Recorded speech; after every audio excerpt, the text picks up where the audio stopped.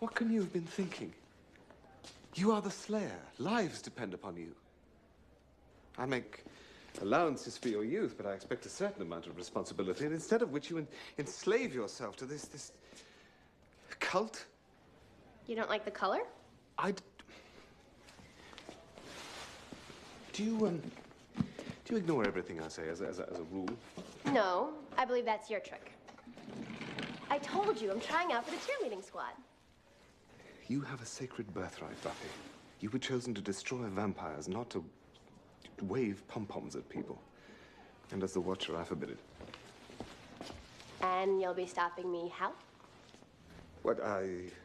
By appealing to your common sense, if such a creature exists. I will still have time to fight the forces of evil, okay? I just want to have a life. I want to do something normal.